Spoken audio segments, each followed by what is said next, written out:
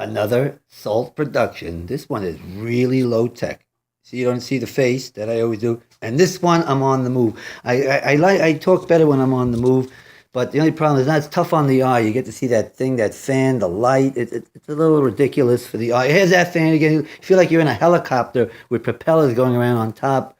They're not moving, but don't watch it. Just listen because it's solid Super Bowl analysis. As we go to Super Bowl 50, we now preview New England versus Kansas City. We've already, in another Salt production, previewed Denver, Pittsburgh.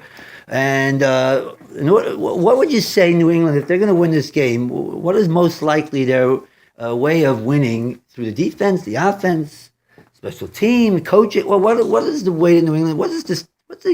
What is this team all about, this New England team? So let's go through their history a little bit. We got a few minutes here. 36, Super Bowl 36, 38, 39. I'd say the main element was their defense. Plus, they were a dynasty of intangibles.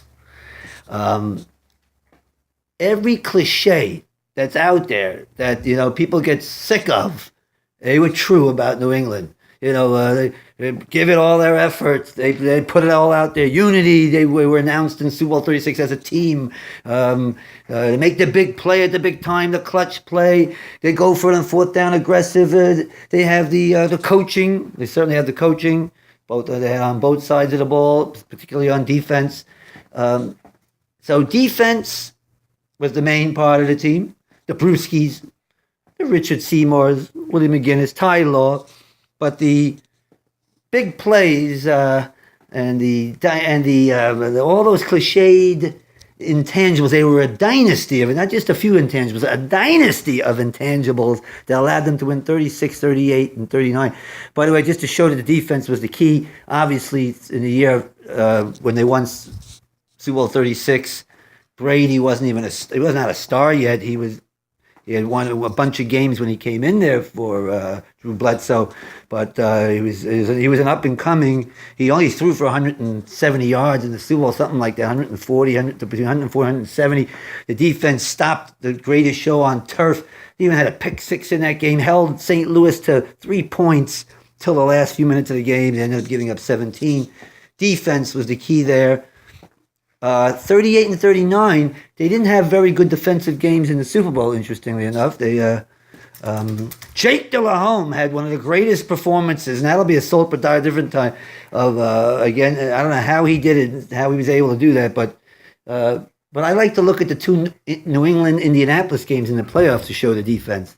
They stopped Manning, and they stopped them cold, they stopped them bad in the years, for Super Bowl, on the road to Super Bowl 38, on the road to Super Bowl 39, in the years 2003, 2004, and that was defense at its best.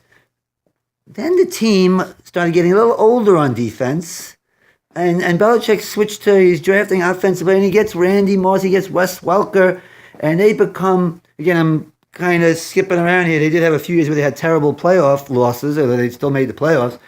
And Moss, they become a dominant offensive team with Moss, Welker. Brady now shows he can put up 30 points per game. He's not just a game manager, whatever that means, winning on defense. He had to produce, and he did produce when the offense, when the team revolved around him.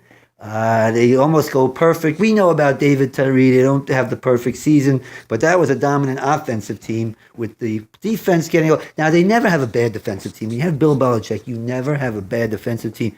They had years when they'd given up a lot of yards, but even then, they're in the middle of the pack as far as giving up points. Even when he gives up a lot, you look up at the scoreboard, there's not that many points on the board against the Bill Belichick coach team, no matter what the talent is out there.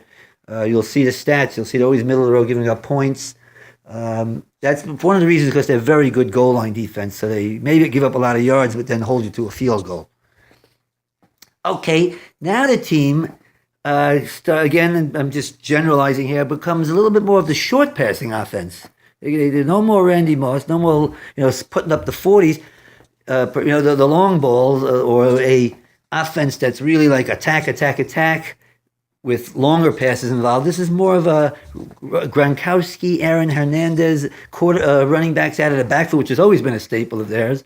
But this is they scored 30 points a game with that type of offense, of the short passing game, and I think that's where Brady is at his best. That's probably what makes him a Hall of Famer, is his pinpoint short passing with the bullet arm and quick release. And Josh McDaniel has always been Josh McDaniel, or whoever was the offensive coordinator, has always designed well for Brady. Always in a way, even when they don't have the best of offensive lines or injuries, they find ways to give him time.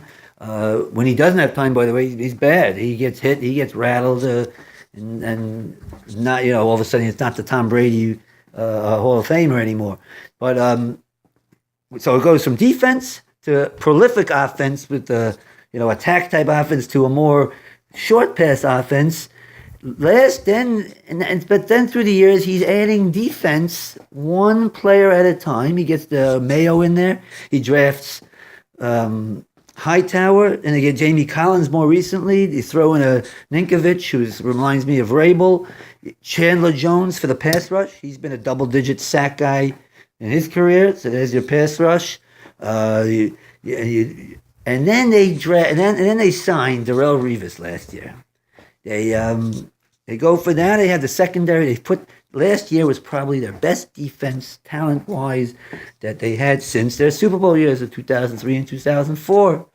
And combine that with Tom Brady and Gronkowski and the offense, that's probably why they finally won a Super Bowl. A strong offense and defense. They've always had the intangibles. They always have the do your job, Bill Belichick attitude, and the New England way. Again, cliched, but certainly a factor, I believe, in New England maintaining dominance, being the AFC East division winner for this long a time, and being on top this long a time. That doesn't just come by accident, and there is coaching involved in that. Bill Belichick and Tom Brady leading the way on the New England way. And so how would you say they're going to win tomorrow? now, when they were a team of... When they won through the intangibles, they would have 3 Super Bowls they won by 3 points, and then they lost a few by 3 points, right? Both by 3 points, one by 4 points, one by 3.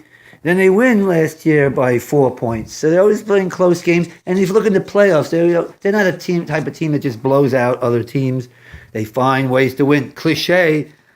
That's the way New England will do that. Has many ways they can win. Last year, they found themselves behind 14 points twice to Baltimore. How's that? I don't know how that happened, but New England found a way to win, and I expect them to find a way to win tomorrow. Again, predictions are not, as I said in the other SALT production, we're not here for predictions to say who should win the game. New England should win this game.